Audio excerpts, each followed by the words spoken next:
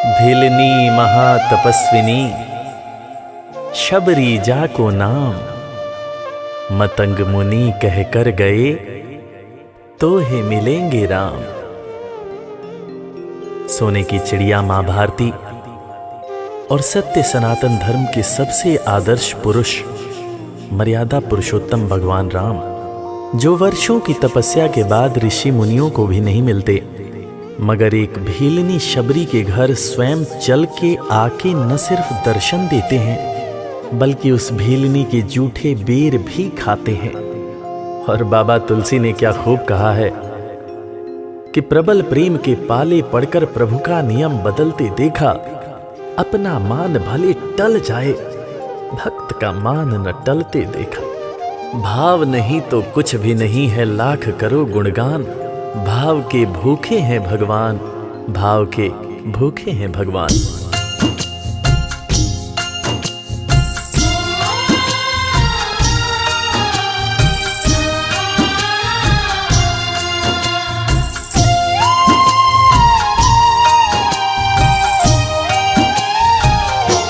भाव के भूखे हैं भगवान, भाव के भूखे हैं भगवान, भाव के भूखे हैं भगवान, भाव के भूखे हैं भगवान। भाव नहीं तो कुछ भी नहीं है, भाव नहीं तो कुछ भी नहीं है, लाख करो गुणगान। भाव के भूखे हैं भगवान, भाव के भूखे हैं भगवान। भाव के भूखे हैं भगवान, भाव के भूखे हैं भगवान।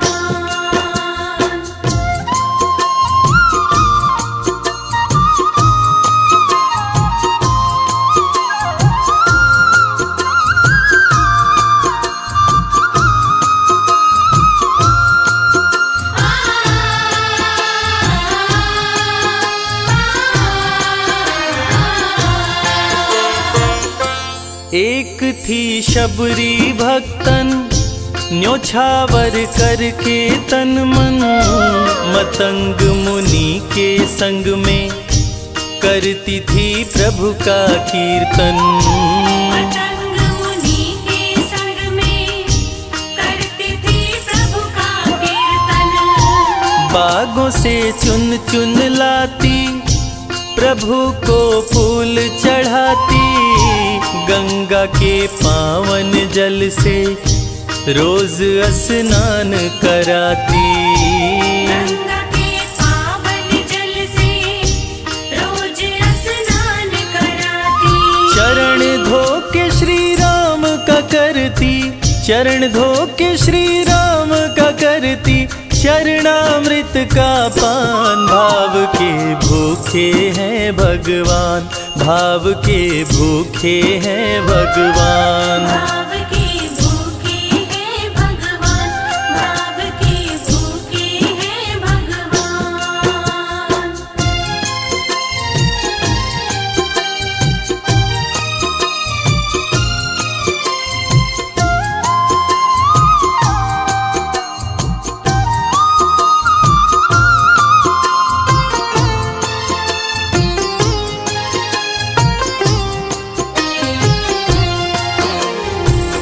धैर्य एक ऐसा प्रसाद है जो इंसान को महान बना देता है।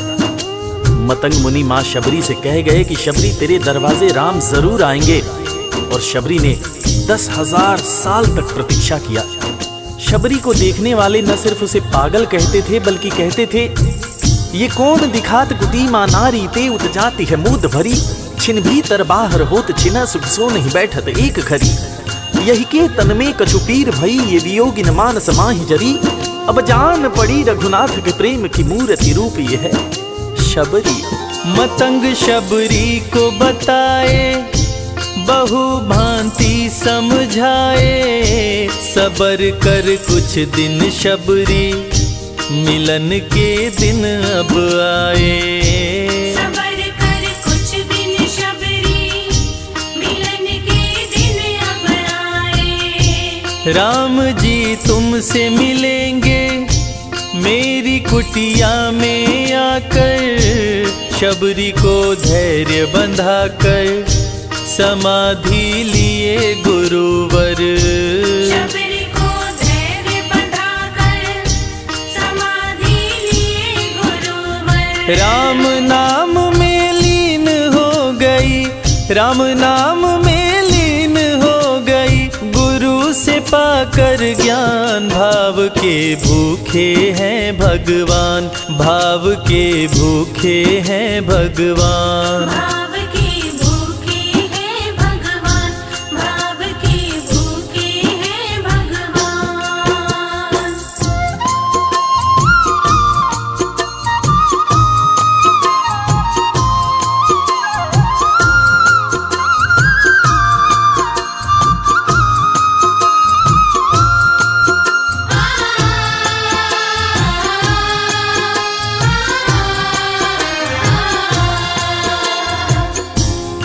माँ शबरी के गुरु महामुनि मतंग जब अपने नश्वर शरीर का त्याग कर रहे थे, तब माँ शबरी ने उनसे पूछा, हे गुरुवर, मुझे मेरे राम कहाँ मिलेंगे? इस पर महामुनि मतंग ने शबरी को जवाब दिया कि शबरी, अरे दुनिया राम को ढूंढती है, मगर तू तो ऐसी खुशनसीब है कि तेरे दरवाजे राम स्वयं चलकर आएंगे। माँ शबरी को अपने गुरु की बातों पर अटूट विश्वास हो गया। माँ शबरी हर रोज राहों पर फूल बिछाती थी, चुन चुन कर मीठे बेर चख चख कर इकट्ठा करती थी, ताकि मेरे प्रभु श्री राम जब आएंगे तो बड़े प्यार से इसका भोग लगाएंगे। राहों पर फूल भी बड़ी सावधानी से शबरी माँ बिछाती थी। शबरी माँ सोचती थी कि मेरे गुरुवर कह के गए हैं कि मेरे घर मेरे राम जरूर आएंगे। शबरी माँ राहों पर दूर दूर तक फूल बिछाती कि प्रभु श्री राम के पैर में कहीं कोई कांटा न चुभ जाए। राह पे फूल बिछाती, वो मीठे बेर को लाती, मेरे प्रभु राम आएंगे, नैनों में सपने सजाती। मेरे प्रभु राम आएंगे, नैनों में सपने सजाती।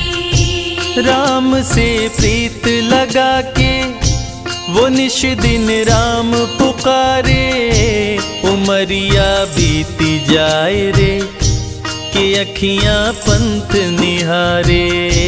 उमरिया बीती जाए रे कि अखियां पंथ निहारे। जर्जर हो गई काया फिर भी, जर्जर हो गई काया फिर भी, बसे राम में प्राण। भाव के भूखे हैं भगवान, भाव के भूखे हैं भगवान। भाव के भूखे हैं भगवान, भाव के भूखे हैं भगवान।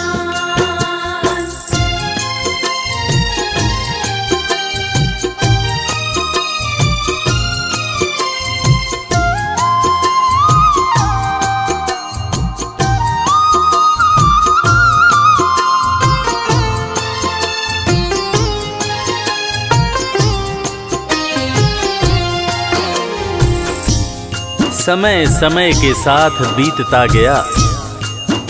माँ शबरी अब बूढ़ी हो गई। माँ शबरी की उम्र जैसे जैसे बढ़ती गई, प्रभु श्री राम के प्रति उसका प्यार और भी ज्यादा गहरा होता गया। माँ शबरी जो इस जन्म में तो भीलनी हुई थी, मगर अपने पूर्व जन्म में वो एक बहुत बड़े राजा की रानी थी। प्रयागराज, जहां पर कुंभ का मेला लगता है, एक बार वो अपने राजा के साथ उसी कुंभ के मेले को देखने पहुंची। अपने पूर्व जन्म में भी मां शबरी को प्रभु श्री राम से उतना ही ज्यादा प्यार था। उस वक्त रानी ने अपने पति से ये इच्छा जताई कि मैं बाहर जाकर संत महात्माओं के साथ भजन कीर्तन करूंगी, जिस पर उसके राजापति ने ये कहकर मना कर दिया कि एक महारानी को इस तरह के छोटे लोगों के साथ बैठना शोभा नहीं देता। ये बात महारानी के हृदय में चुभ गई। महारानी ने गंगा के पानी में जाकर अपने प्राण त्याग दिए और ईश्वर से कहा, हे मेरे प्रभु, हे मेरे राम, इस जन्म में तो आपने मुझे बहुत खूबसूरत बनाया है, अगले जन्म में चाहे मुझे कुरूप बना देना। इस जन्म में आपने मुझे उच्च कुल में जन्म दिया है, अगले जन्म में चाहे तो मुझे भीलनी बना देना। मगर हे प्रभु, मेरा अगला जन्म जब भी हो, मुझे ये सौभाग्य जरूर देना कि मैं तुम्हारे नाम को जपूं, मैं तुम्हारा नाम लूं, मुझ पर कोई बंधन न हो। वो राजकुमारी अगले जन्म में माँ शबरी बनी, वही माँ शबरी जो कुटिया में प्रभु श्री राम की राह देख रही थी। वो सुंदर आसन लगा के, स्वच्छ कुटिया को सजा के, राह आंचल से बुहारे, प्रभु का ध्यान लगा के। राह आंचल से बुहारे, प्रभु का ध्यान लगा के। और ना अब तड़पाओ, राम मेरे आ भी जाओ, दरस बिन शबरी व्याकुल, राम मेरे दरस दिखाओ। दर्श बिन शबरी व्याकुल, राम मेरे दर्श दिखाओ। दरस की आस लगी मेरे प्रभु जी, दरस की आस लगी मेरे प्रभु जी, पूर्ण करो अरमान। भाव के भूखे हैं भगवान, भाव के भूखे हैं भगवान। भाव के भूखे हैं भगवान, भाव के भूखे हैं भगवान।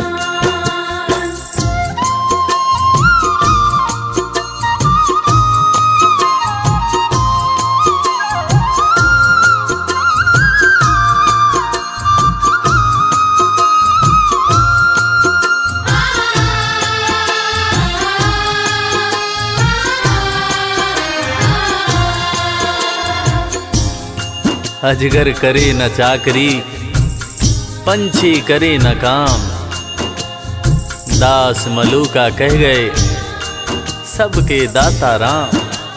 और हम सबके परम पूज्य बाबा तुलसीदास ने रामचरितमानस में भी कहा है, राम से बड़ा राम का नाम। और यही काम माता शबरी दिन रात कर रही थी। बस वो एक ही बात बार बार बोले जा रही थी कि मेरे राम आएंगे, मेरे राम आएंगे। वो हर वक्त हे राम बोलती रहती थी।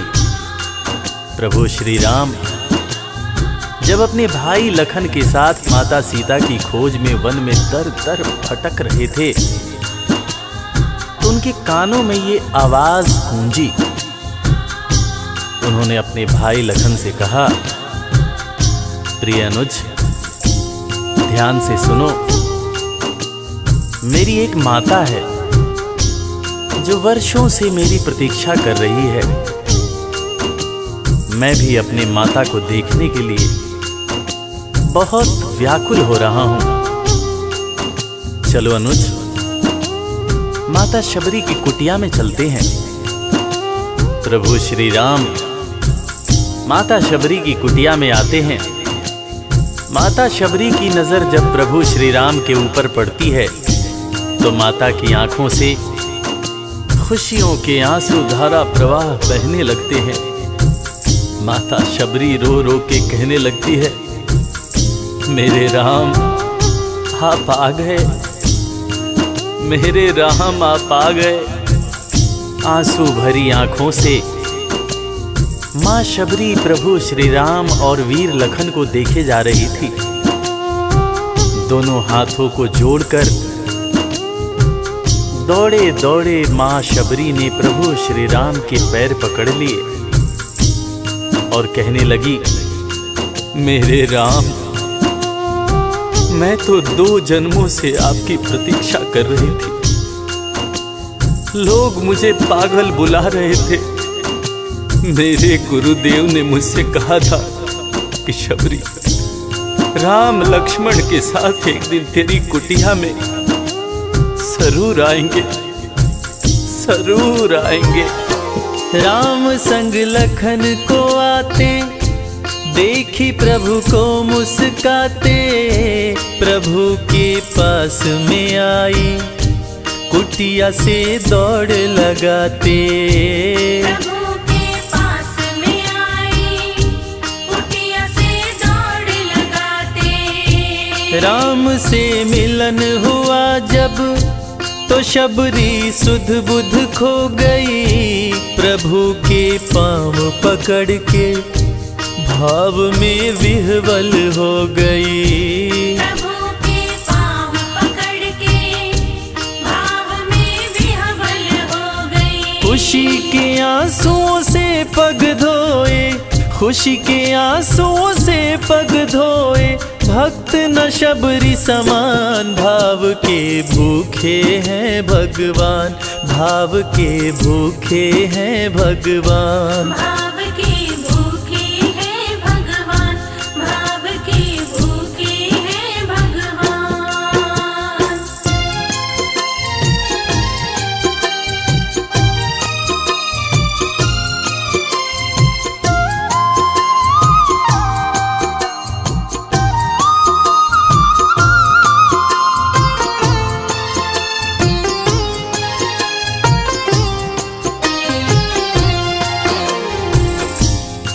मित्रों, मैं रविराज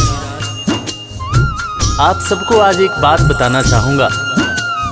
वो बात जो मुझे मेरे गुरुदेव फरीद हसन खान साहब ने बताई है, और वो बात ये है कि ईश्वर को हमारी ज़रूरत नहीं है, हमें ईश्वर की ज़रूरत है। ईश्वर हमारे बिना भी पूर्ण है, मगर हम ईश्वर के बिना हमेशा ही अपूर्ण हैं।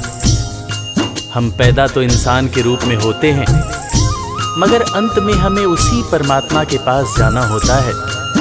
इसलिए हमें जीवन में हर वो कार्य करना चाहिए जो ईश्वर को पसंद हो, और ईश्वर को सिर्फ यही पसंद है कि हम नेक दिल बने, दयालु बने और सदैव ही अच्छाई के मार्ग पर चलें, चाहे कितनी भी कठिनाई क्यों न हो। और हमेशा अपने परमात्मा को याद करते रहें, चाहे ईश्वर के रूप में, चाहे अल्लाह के रूप में, गुरु नानक देव जी के रूप में, चाहे ईसा मसीह के रूप में। जो भी इंसान ईश्वर को याद रखता है वो कभी जीवन में किसी का बुरा नहीं कर सकता। बुरा करना तो दूर की बात है, वो किसी का बुरा सोच भी नहीं सकता है। उसका मन हमेशा साफ और शांत रहता है। मन हो गर निर्मल संजय, प्रभु जी दौड़े आते, प्रसाद की बात करें क्या, वो झूठे बेर भी खाते। प्रसाद की बात करें क्या, वो झूठे बेर भी खाते। बात है सच्ची लेकिन हम सब, बात है सच्ची लेकिन हम सब इससे हैं अनजान। भाव के भूखे हैं भगवान, भाव के भूखे हैं भगवान। भाव के भूखे हैं भगवान, भाव के भूखे हैं भगवान। भाव नहीं तो कुछ भी नहीं है, लाख करो गुणगान। भाव के भूखे हैं भगवान। भाव के भूखे हैं भगवान, भाव के भूखे। इस कथा के लेखक पंडित संजय तिवारी जी, साउंड इंजीनियर श्री कैलाश डंडरियाल जी, मैक्स स्टूडियो दिल्ली। संगीतकार लवली शर्मा। मैं आपका अपना रविराज और वीर म्यूजिक परिवार की तरफ से आप सभी को कोटि कोटि प्रणाम करता हूँ। किसी भी त्रुटि के लिए हम क्षमा प्रार्थी हैं। बोला भक्त और भगवान की